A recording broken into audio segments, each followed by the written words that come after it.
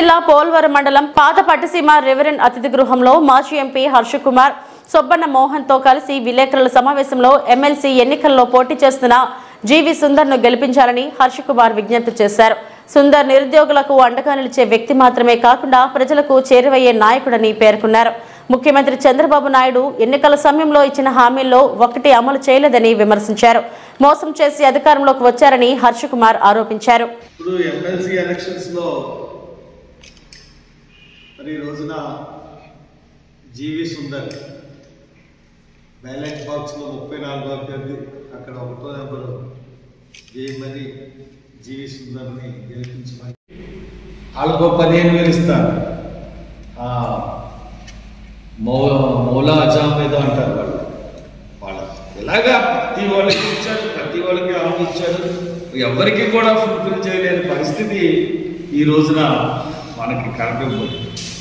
కాబట్టి ఇప్పటికే మనం మోసపోయాం, ఇక మోసపోవాలి. ఈ ఎలక్షన్ ద్వారా ఖచ్చితమైన గుణపాఠం చెప్పాల్సిన అవసరం ఉంటుంది.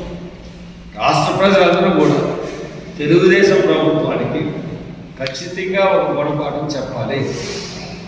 గుణపాఠం చెప్పాలంటే పట్టభద్రులతోనే సాధ్యమవుతుంది. నేను ఒక్కసారి కళ్ళెర్ర చేసి తెలుగుదేశాన్ని ఓడించడానికి మీరు కోరుకుంటే డెఫినెట్గా వాళ్ళ కళ్ళు నెత్తి మీద ఉన్న కళ్ళు కిందకు వస్తాయి. కాబట్టి వాళ్ళు చేస్తున్న పరిపాలన ఏంటంటే వాళ్ళ తెలుగుదేశం ఆఫీసర్ల మీద ఎవరైతే దాడి చేశారో ఆ కేసులన్నీ తీయడం, దాంట్లో ఉన్న ముద్దాయిలను అరెస్ట్ చేయడం, ఇది తప్ప ఇంకో పరిపాలన అనేది వాళ్ళకి రావడం లేదు. పైగా ఇవన్నింటికీ మీకు ఎక్కడి నుంచి డబ్బులు వస్తాయంటే సంపద సృష్టిస్తానన్న సంపద ఏమన్నా గనులు బండి ఏమన్నా సంపద సృష్టించాడంటే విదేశాల నుంచి పెట్టుబడులు